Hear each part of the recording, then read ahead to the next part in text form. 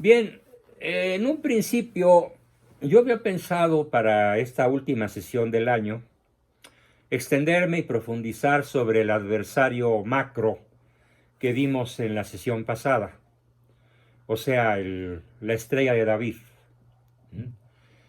Con sus 7 centros de poderío universal.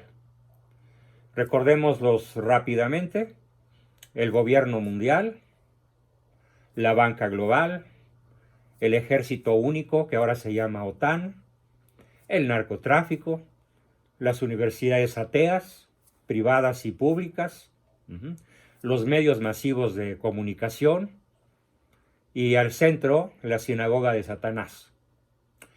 Y en un principio, como sesión de fin de año, yo había pensado en la posibilidad de profundizar mucho en cada uno de estos 7 adversarios de clase o nivel apocalíptica.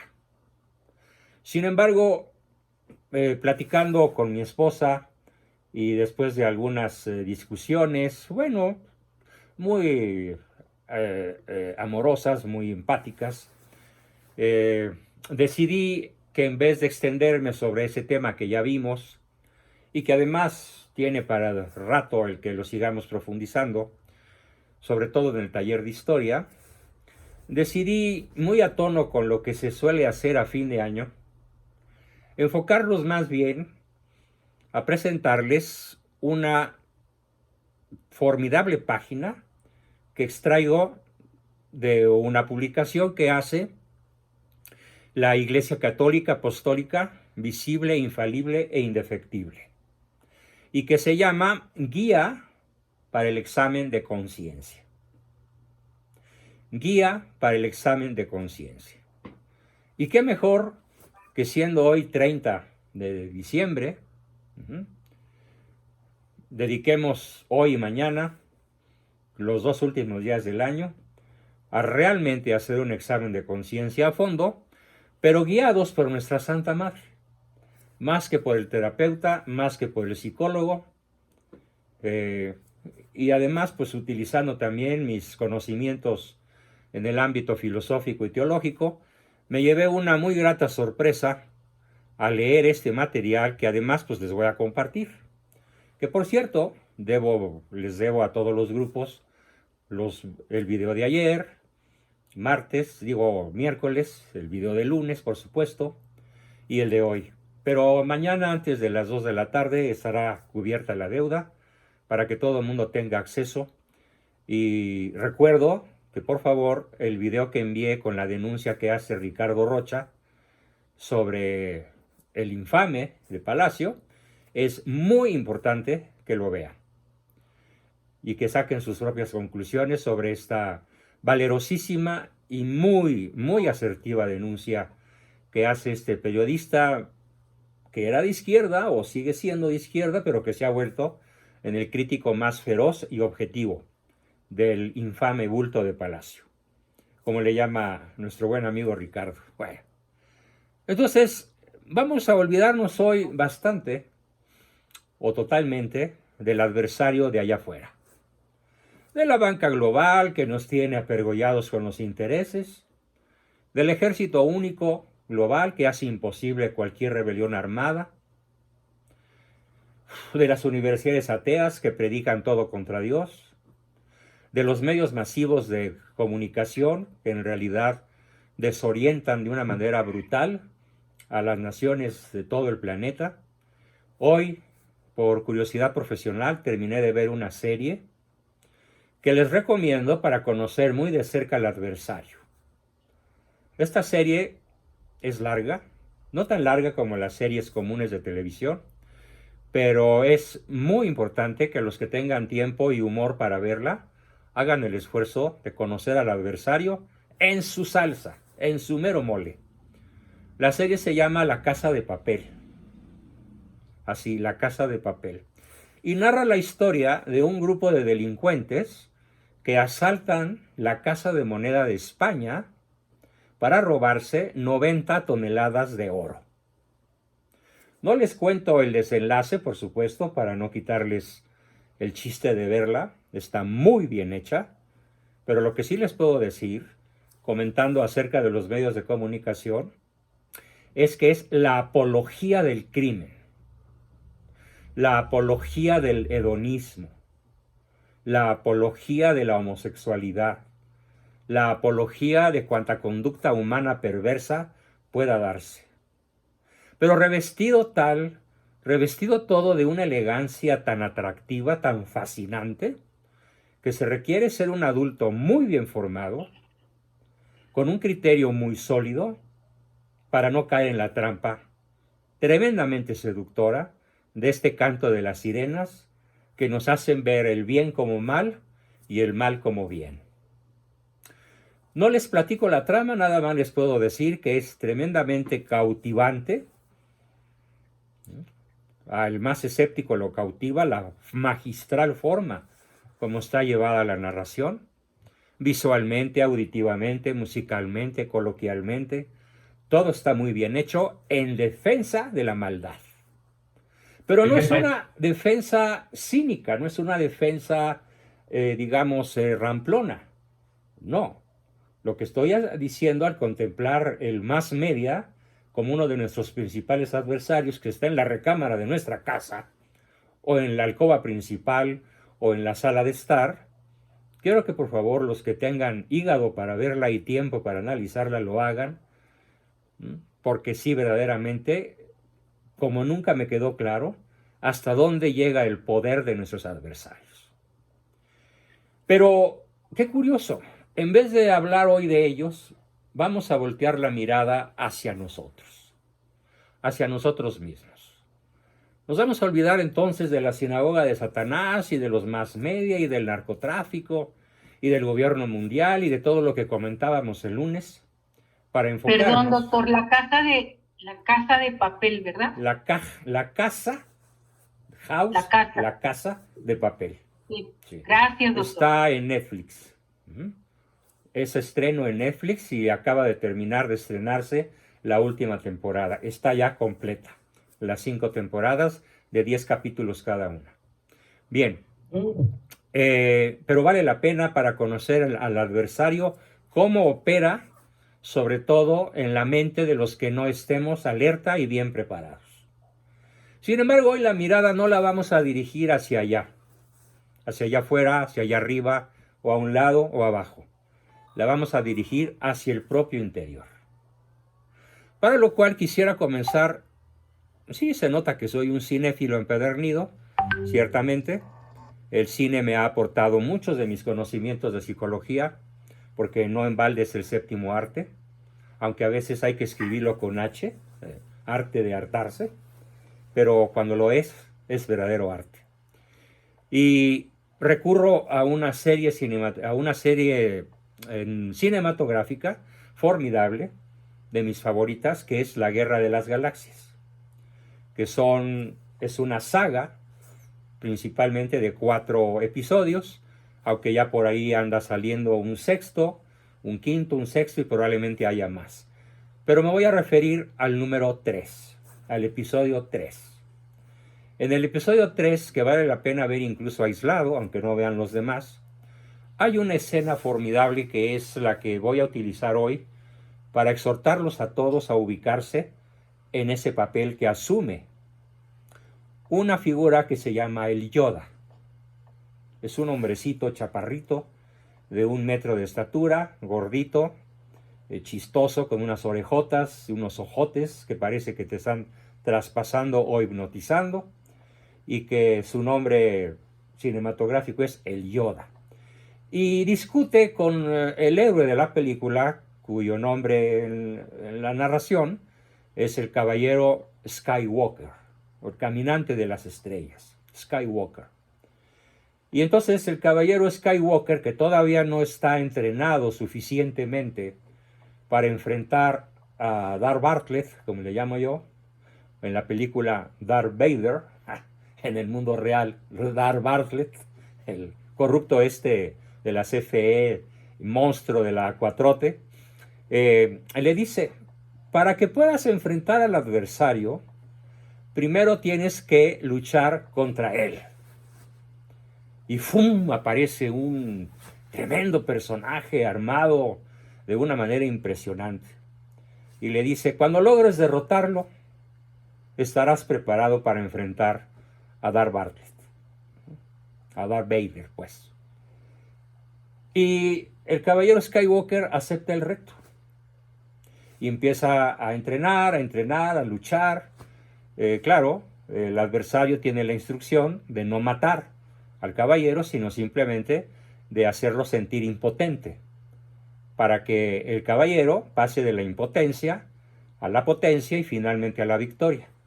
Y en efecto, después de un larguísimo tiempo, la película no dice cuánto tiempo pasó, pero uno se imagina que es una muy larga temporada, finalmente el caballero Skywalker logra derrotar al adversario. Y entonces el Yoda le dice, el hombrecillo sabio, le dice, ahora sí, ya puedes enfrentar al caballero príncipe del lado oscuro de la fuerza, que traducido en este lenguaje cinematográfico al mundo teológico, pues es nada menos que Lucifer, el demonio, ¿sí? Aun cuando en la película aparece como el hijo de Lucifer. Pero bueno, es un error teológico porque ya sabemos que Lucifer no tiene hijos, ¿no? Ni los puede tener porque no puede engendrar vida. Sin embargo, concedamos la narración así. Y entonces el caballero Skywalker se acerca al adversario derrotado por él y el hombrecillo Yoda le dice, quítale la capucha. Se la quita. Ahora quítale la máscara. Tiene dos máscaras, quítale la primera máscara. Le quita la primera máscara y aparece el rostro del adversario cubierto con una tela, en donde nada más se le ve la boca, la punta de la nariz y los ojos. Y ahora sí, quítale el antifaz completamente para que veas a quién has derrotado. Y al quitar la última capa, ¿a quién creen que descubre? El caballero Skywalker, a él mismo. ¿A quién ha vencido? A sí mismo.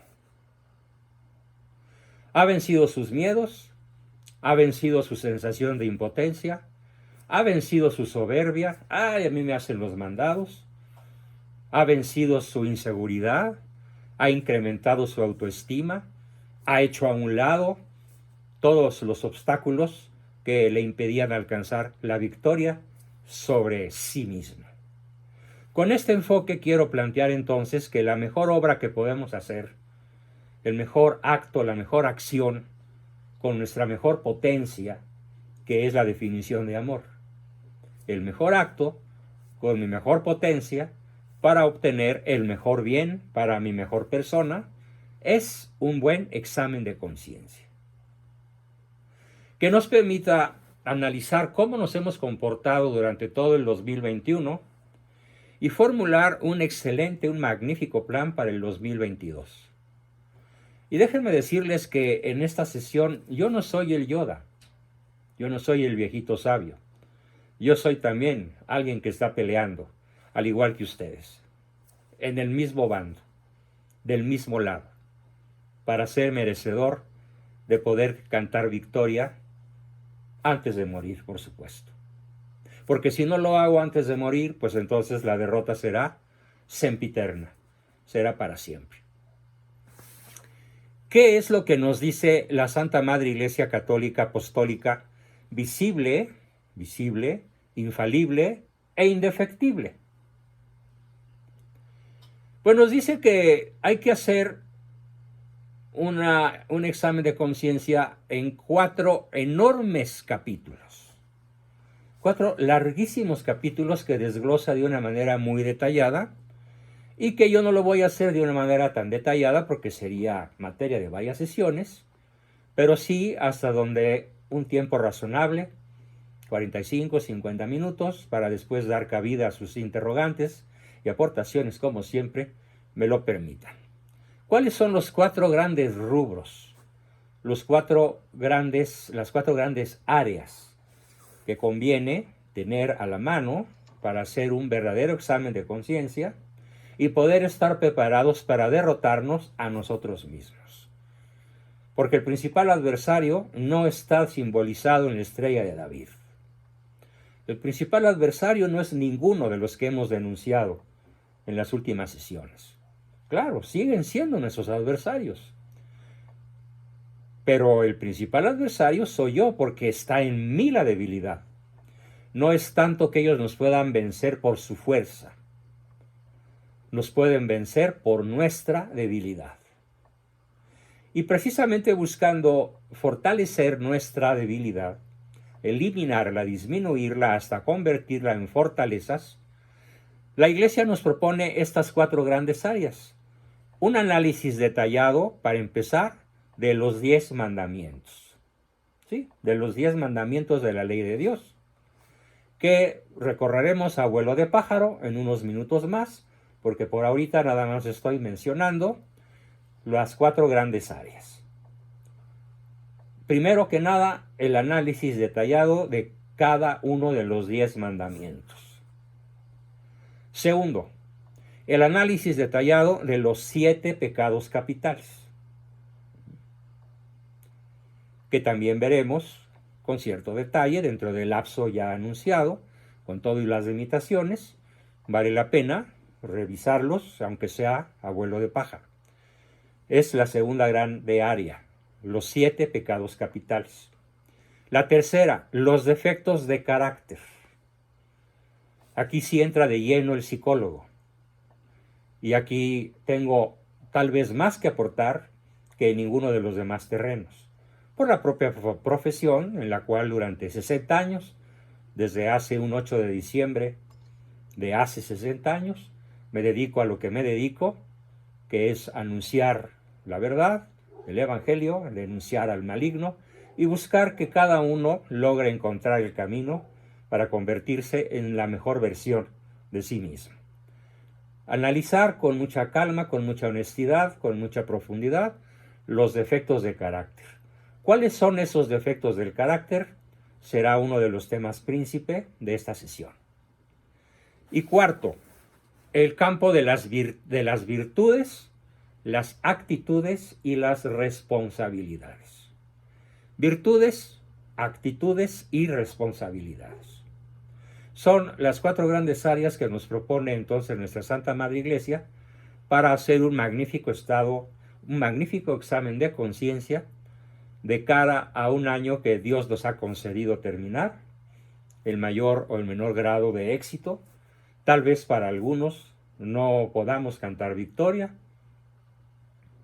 Yo no puedo cantar victoria en términos de salud, pero sí puedo cantar victoria en otros términos y sobre todo en que a pesar de mi mala salud sigo vivo y con cierta capacidad de todas maneras para poder trabajar con ustedes y con otras muchas personas. Si bien en un rango de eficiencia y de amplitud y de intensidad y de fuerza mucho muy inferior al que yo tenía antes de sufrir este flagelo, al cual finalmente pues tengo que agradecerle a Dios que me lo haya dado, por muchos motivos. Así que entonces nos dice la Iglesia, haz la consideración honesta y cabal de los 4 puntos arriba mencionados, relacionándonos con nuestro pasado y nuestro presente. Primero. Segundo, no omitas nada por el hecho de que nos cause vergüenza o miedo. ¿Sí? Hay un consejo muy importante que nos da este artículo. ¿Dónde está probablemente tu falla más honda, tu falla más profunda, tu pecado más grave? En aquello que más vergüenza te cause reconocer, aunque sea nada más ante ti mismo. Tremenda victoria es esa, enfrentarte a tu propio miedo de verte al espejo y de reconocerte como lo que realmente eres, como lo que realmente soy, como un pecador. La manera más fácil de empezar es preguntándonos, ¿qué es lo más grave que he hecho durante este año? Y determinar en particular mis actitudes, mis deseos y los móviles que nos causaron malestar de conciencia. Hay que hacerse, esto es un consejo contundente que lo estoy leyendo tal cual, lo transmito tal como está escrito, me hago cargo de que así está, yo mismo lo empecé a hacer ya, y la recomendación es que este inventario de estos 4 ámbitos se haga por escrito, porque solamente así nos podemos enfrentar a él. Claro, una vez hecho lo podemos quemar o destruir para que no caiga en poder de personas que nos pudieran restregárnoslo en la nariz o chantajearnos o burlarse de nosotros. Hacer una relación de lo que corresponde al debe. Yo debo, yo debí, yo tuve que haber hecho esto, pero no está en mi avencia, no está en mi tenencia. Debí haberlo hecho, convino que lo hiciera, pero no lo hice y no lo tengo realizado. Y reedificarnos basándonos en ese haber, que puede ser un haber muy limitado en estos momentos. Aunque sea muy pequeño el haber positivo, los números negros, no los números rojos, que probablemente vayan a ser mucho más fuertes que los números negros. Basándonos allí, reedifiquemos nuestro yo, reedifiquemos nuestra conciencia, nuestro deber ser, nuestro amor al prójimo, nuestro amor a Cristo, basándonos en nuestro haber, que puede ser cortísimo. Realmente con qué contamos y realmente qué nos falta por hacer para haberlo, para que pase a ser parte de nuestra avencia, de nuestra tenencia. Hay que ser muy honesto en la distinción entre el bien y el mal. En muchas ocasiones nosotros nos enfrentamos a nuestra propia conciencia y solemos decir, bueno, pero ¿quién no lo haría? Bueno, pero ¿qué tanto es tantito? Bueno, pero una golondrina no hace verano. Lo hice solo una vez. No importa. No, sí importa. Porque un solo pecado mortal, uno solo, no digamos un vicio, acumulado con otros, puede costarnos la vida eterna. Porque nadie sabe cuándo el ladrón, que es la muerte, va a llegar sin avisar. Así que hay que ser muy delicados en la distinción entre el bien y el mal y no andarnos con componendas de tipo mundano o con minimizaciones de tipo acomodaticio para reducir la vergüenza, la pena que nos puede causar, el reconocer que algo a lo que no le dimos importancia, finalmente es algo que no debimos hacer o algo que debimos hacer, pero no lo hicimos. Un segundo consejo que nos da, aparte de distinguir entre el bien y el mal, es tener un buen corazón y tener como punto de partida el amor benevolente al prójimo. Sí, por ejemplo, hace rato, hace un par de horas probablemente, sostenía yo una, pues no acalorada, pero sí un poco vehemente charla con mi esposa acerca de si hacíamos algo o no lo hacíamos. Y mi primera posición fue no. Sin embargo, ella me dio varios argumentos y el argumento más poderoso que me dio fue: hazlo como una obra de caridad para fulano de tal. Y no le contesté de inmediato, pero se me quedó clavada la espinita en la conciencia y en el corazón. Y al rato que bajamos a comer, antes de venir a la sesión, le dije, ya lo pensé muy bien, te concedo razón, vamos a hacerlo como tú dices, por amor al prójimo, que es esta persona tan próxima a nosotros. Tan. Y lo que pudo llegar a haber sido un gran problema, se resolvió de una manera extraordinariamente placentera, gozosa para ambos. Ese es el criterio que nos aconseja la Iglesia. Pensar en función del bien que podemos hacer, reconociendo el mal que hemos hecho o el bien que hemos dejado de hacer. La tercera propuesta que nos hace es decidir darle cauce al deseo de obrar de modo benevolente, no solo para el prójimo cercano, sino en general. que sea el amor al bien el que nos guíe. ¿Es bueno? Va. ¿No es del todo bueno? No va. Y el cuarto, que es posiblemente el más duro de todos las propuestas que nos hace la Santa Madre Iglesia para hacer un buen examen de conciencia, es contemplar con claridad nuestros deseos malévolos y nuestros fracasos éticos. ¿En dónde hemos concedido algún deseo desordenado, demasiado vehemente, demasiado ambicioso, demasiado cobarde, demasiado pusilánime, demasiado corto, demasiado díscolo y poco generoso? ¿O hasta dónde realmente tendríamos que reconocer que hemos fracasado en los propósitos que hicimos a fines del año pasado o a principios de este? Eso que comenzamos con singular alegría, con mucho empeño en los primeros días de enero, ¿realmente lo logramos? Yo creo que la mayor parte de las cosas no las hemos logrado. Los propósitos de Año Nuevo, como lo decía yo hace un rato antes de empezar la sesión, Año Nuevo, vida nueva y costumbres las mismas, pues no. Para que realmente sea un año nuevo, tenemos que cambiar las costumbres. Porque si no, estaremos cumpliendo a cabalidad la definición de locura, que según don Albert Einstein es hacer siempre las mismas cosas con el propósito de obtener resultados diferentes.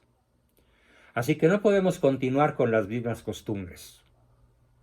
Para poder evitar los mismos fracasos, intenté dejar de fumar y sigo fumando. Intenté dejar de beber de modo desordenado y se me siguen yendo las copitas a veces en las fiestas o en las reuniones con los cuates o qué sé yo.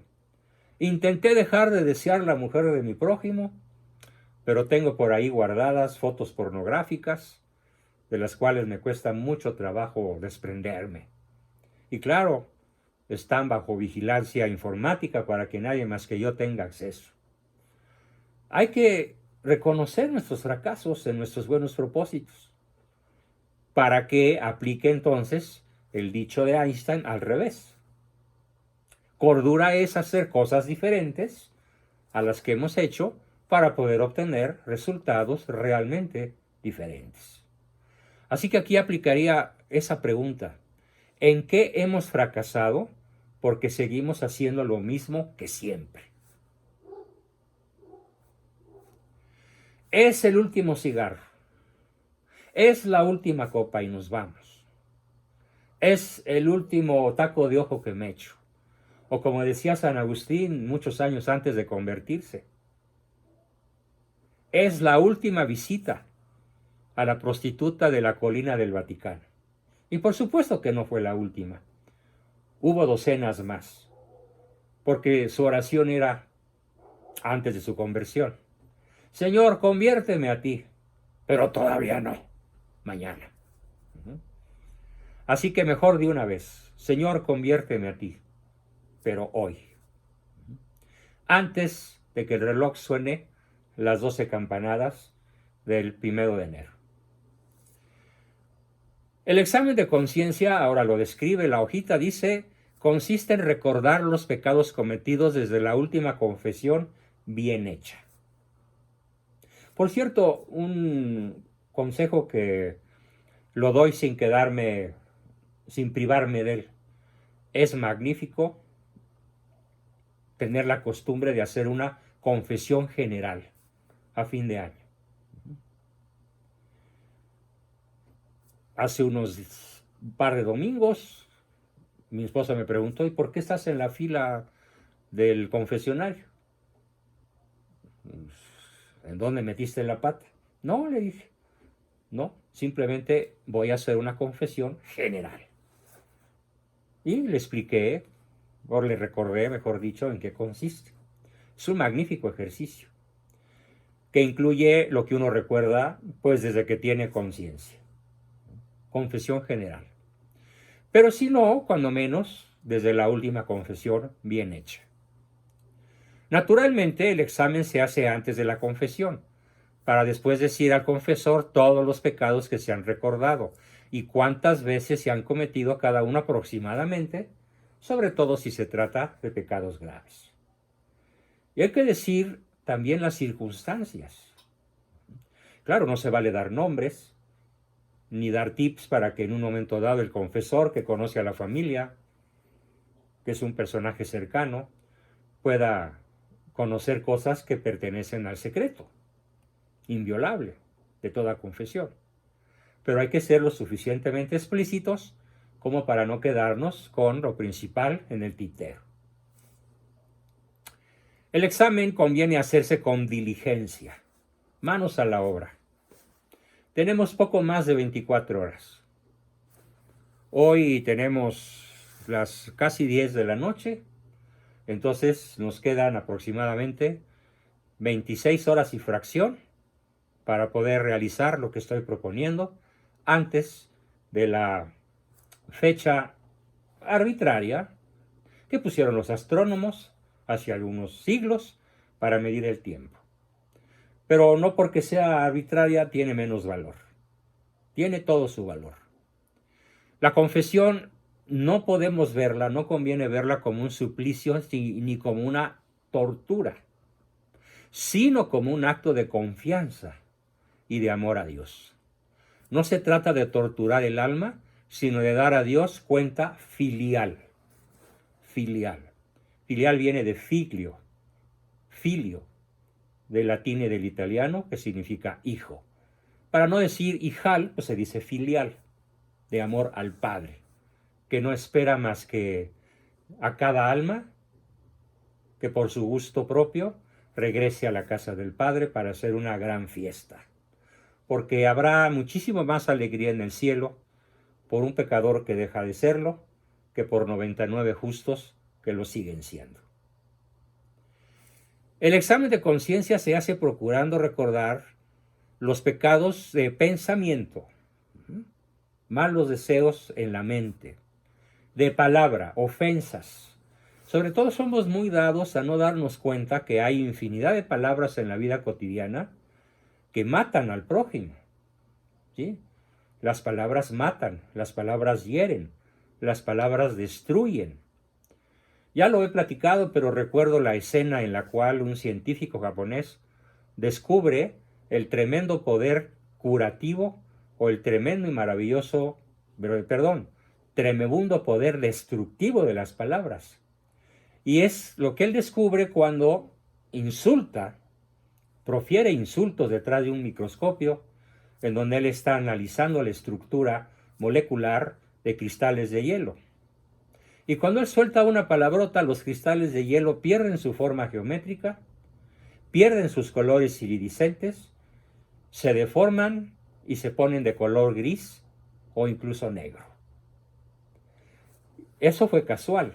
Él repite el experimento de forma consciente e invariablemente se da cuenta de que el agua reacciona a la ira, al insulto, como si entendiera de qué se trata.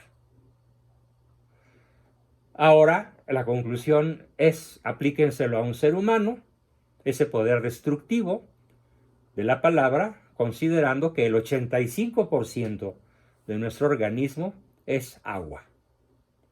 Si nos quitaran todo el agua de los 100 kilos de peso que tenemos algunos, o 90 o 80 o los que sean, quedaría una pelotita de 15 o 20 kilos de peso, cuando mucho, de sustancia absolutamente sólida. Lo demás se evaporó porque es agua. Así que analicemos si nuestras palabras, nuestras quejas, nuestras acusaciones, nuestras ofensas, nuestras palabrotas han tenido un poder destructivo, por leve que éste parezca. Por eso el Evangelio es rotundo cuando dice: maldito sea aquel que llamare raca a su hermano. Raca pues sería la traducción, imagínensela al castellano, sobre todo al alvaradeño, ¿no? Para que la Biblia haga una condenación tan contundente del que llamare raca a su hermano. Y también hay que analizar los mandamientos de la Iglesia. Por ejemplo, ese mandamiento tan descuidado por la inmensa mayoría de los sedicentes católicos. Y aquí puede ser que pise varias ampollas, puede ser que pise varios pies, lo siento mucho. Esa conciencia cómoda del católico, sedicente católico, católico dice él que es católico, que exclama: yo voy a misa cuando me nace.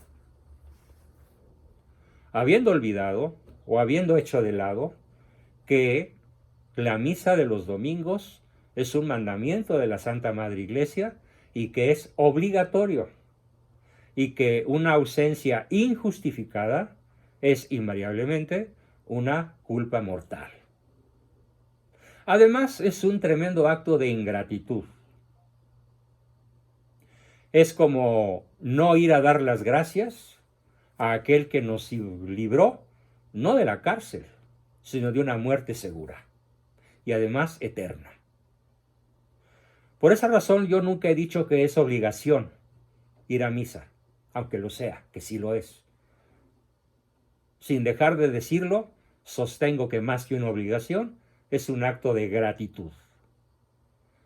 Y que no es posible que nos digamos cristianos, que nos digamos católicos, si cometemos el acto de ingratitud, de no irle a dar las gracias, de no ir a adorar a quien dio su vida por nuestra vida, para evitar nuestra muerte eterna. Lo dije ya en algún grupo y lo repito porque es un concepto formidable que vale la pena reiterar para que todo el mundo se lo aprenda, aplicando la famosa ley de la repetición. ¿Qué significa murió por nosotros Cristo? 3 cosas. Primero, por nosotros quiere decir en nuestro lugar. Segundo, quiere decir por nuestra causa o nuestra culpa. Y en tercer lugar quiere decir para salvarnos de la muerte eterna. Ese es el significado de Cristo murió por nosotros. De ahí la tremenda responsabilidad de ir a agradecerle ese por en mi lugar, por mi culpa y para salvarme, que implica la presencia física en el momento de la transubstanciación y desde luego en la toma de la Sagrada Comunión. Estando en gracia, por supuesto. Sin ese error tremendo que muchísimos pseudocatólicos cometen, es decir, bueno, pues sí, es pecado, pero pues Dios es misericordia y no se va a quitar. Y con conciencia de pecado van y comulgan. No deja de ser un sacrilegio.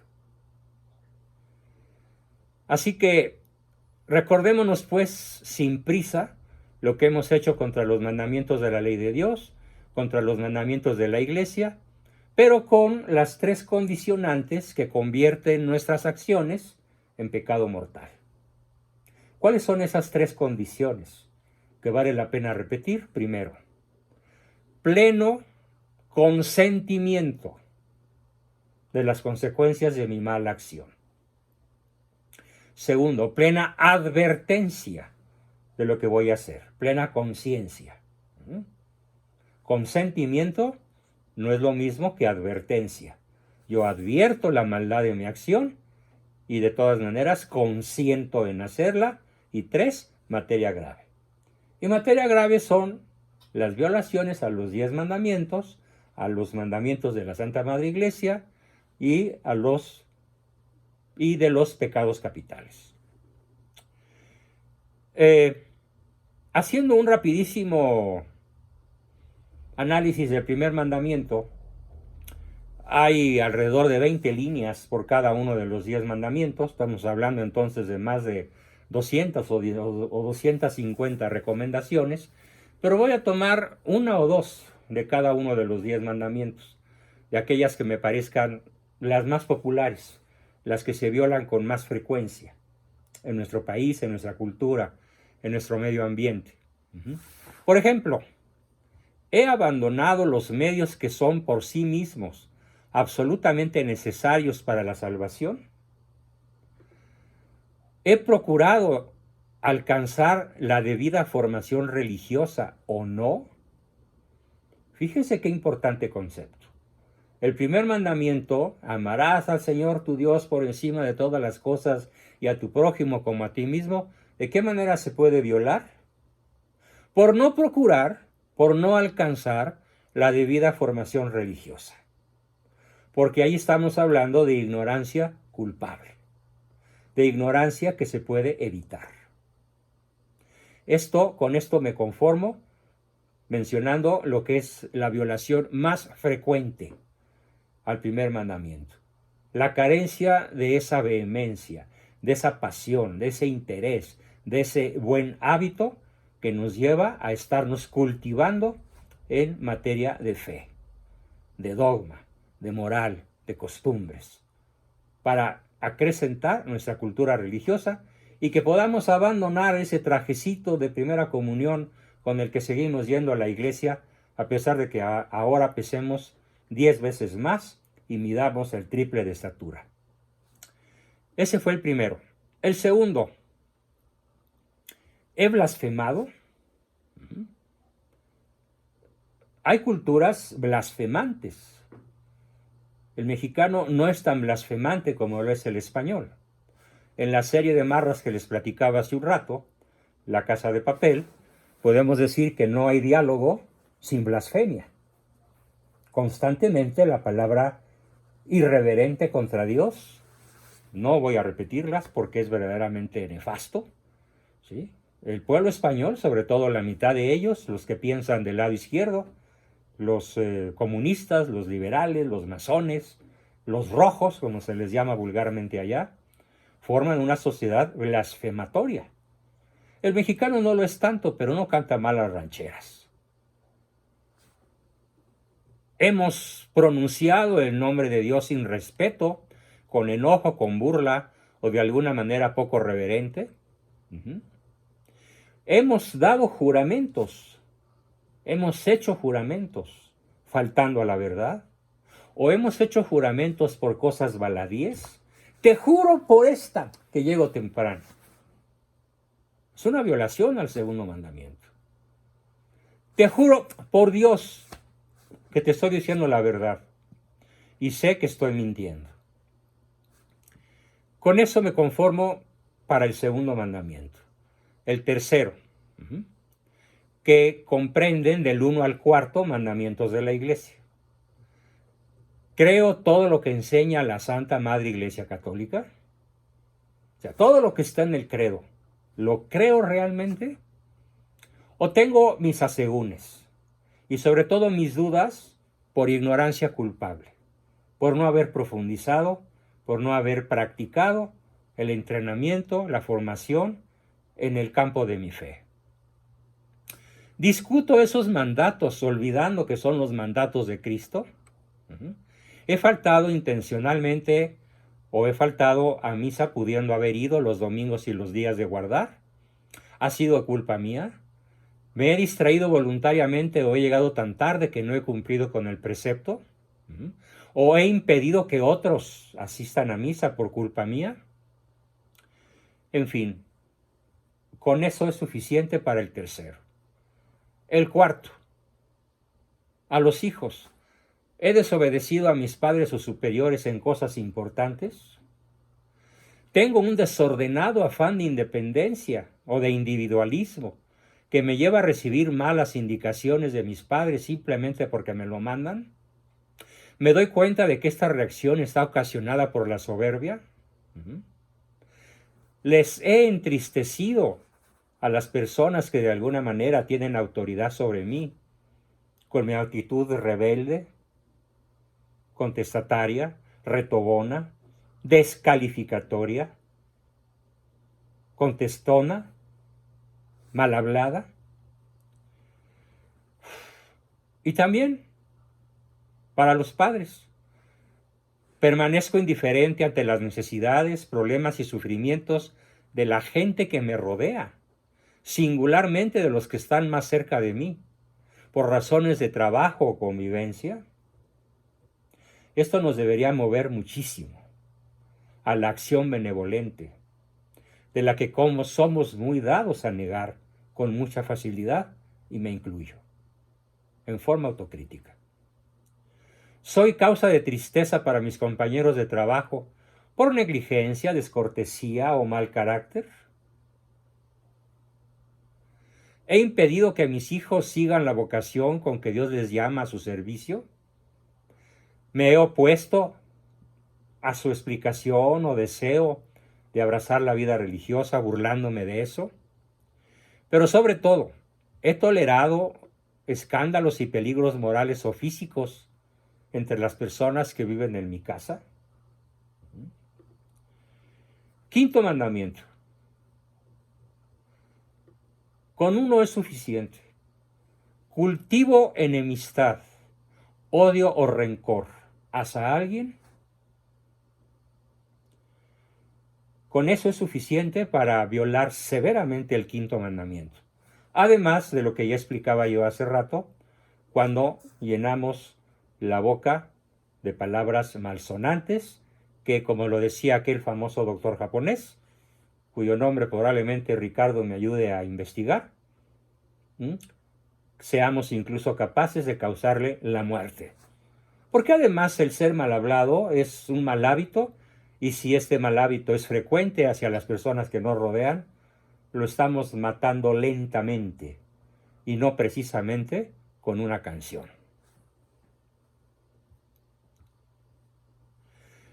Algo que está muy de moda. He practicado o colaborado intencionalmente o indirectamente en la realización de algún aborto, o he abortado o inducido a abortar, sabiendo que constituye un pecado gravísimo que, ojo, lleva a la excomunión.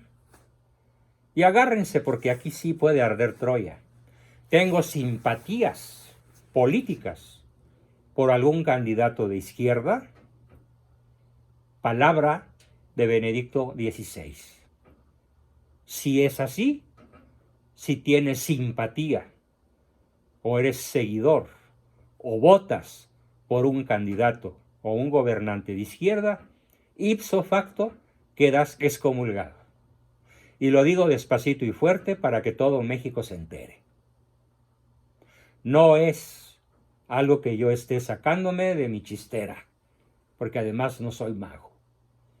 Estoy simplemente repitiendo las formidables y fulminantes, pero sapientísimas palabras de Benedicto XVI en su calidad de papa. Y que de alguna manera lo sigue siendo, porque es papa emérito. Además, cuando lo dijo en su calidad de vicario de Cristo, de manera infalible y hablando de fe y costumbres y ex cátedra.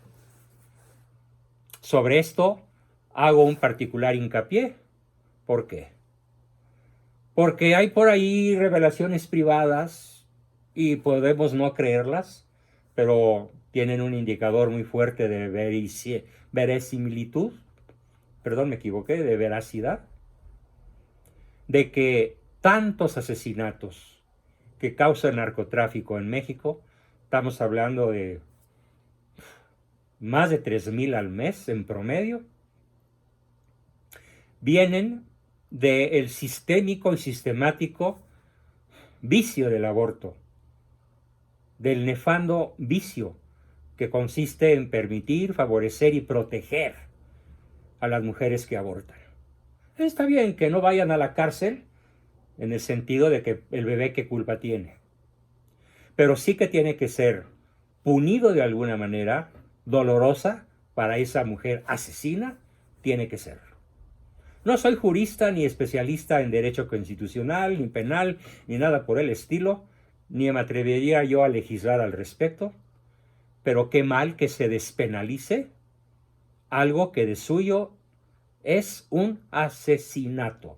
Y como lo dice la Madre Teresa, el principal enemigo de la paz, la principal amenaza para la paz del mundo, y en este caso específico de México, que es campeón mundial en este terreno, el aborto. Eso fue el quinto. Y el sexto y el noveno. Me he entretenido con pensamientos y recuerdos sexuales o sensuales deshonestos, he traído a mi memoria recuerdos o pensamientos impuros, me he dejado llevar por malos deseos contra la virtud de la pureza, aunque no los haya puesto por obra.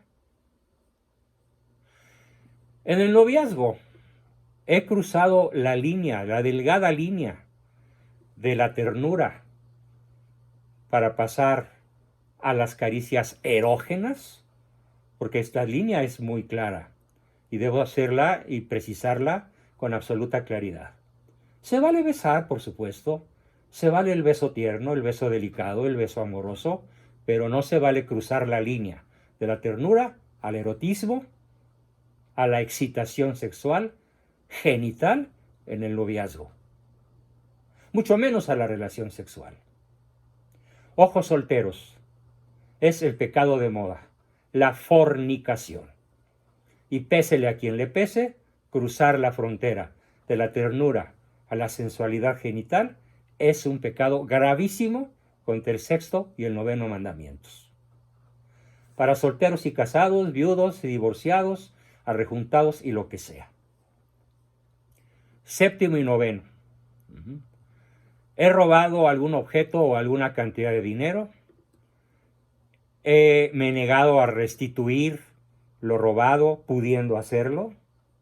O si lo hice, he buscado la manera de restituirlo, aunque sea a otra persona o de modo simbólico, dentro de mis posibilidades.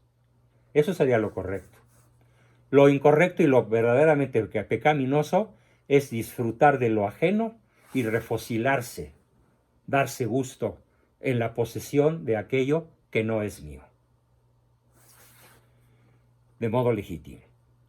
Octavo mandamiento, he dicho mentiras, no he reparado o sí he reparado el daño que he hecho al mentir, miento deliberadamente considerando que mis mentiras son de poca importancia, he reparado el daño de mis mentiras y estoy preparado o dispuesto a hacerlo, o no lo he reparado.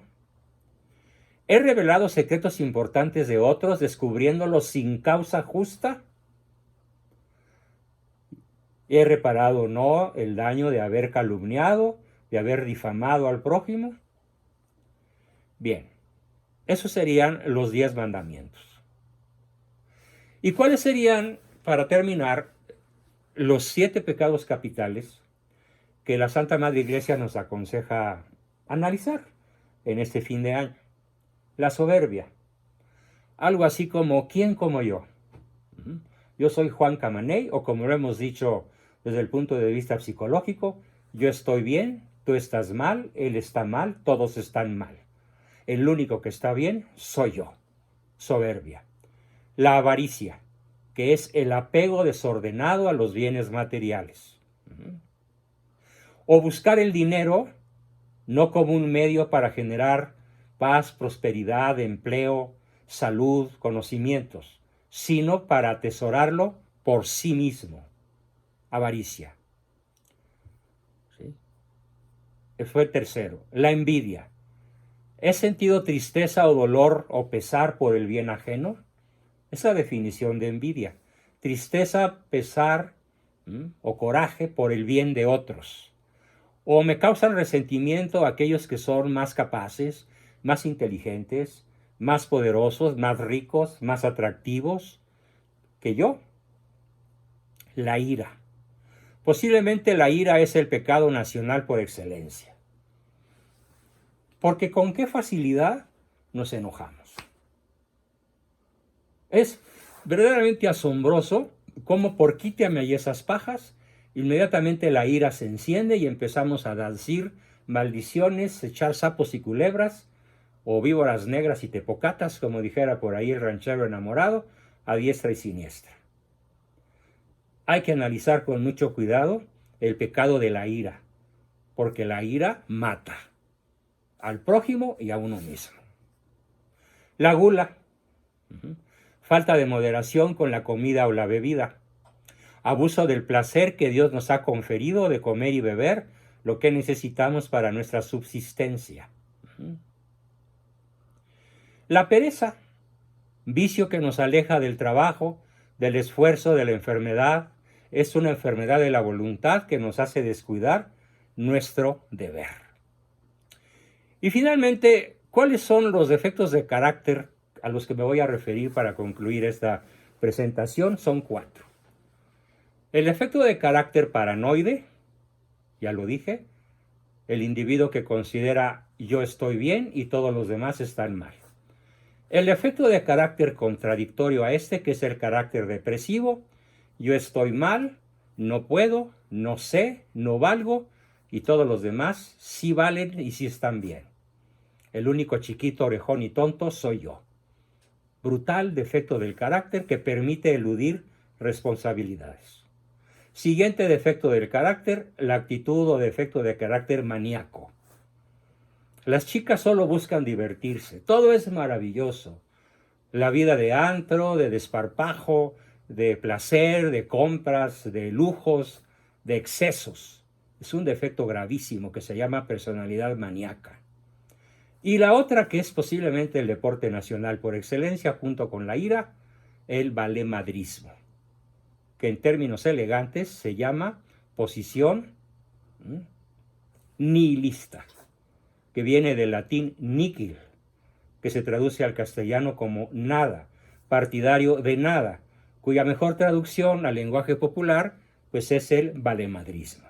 Es uno de los peores defectos del carácter del mexicano actual, el valemadrismo, que nos lleva, entre otras cosas, a padecer la brutal tiranía que hoy nos agobia, para lo cual reitero mi invitación a escuchar el formidable video que coloqué en los chats de todos ustedes con la denuncia que un valiente periodista hace contra el bulto de Palacio, que está ahí en gran medida por el valemadrismo de la gran mayoría de la población que, pudiendo haber ido a votar, se quedó en casa.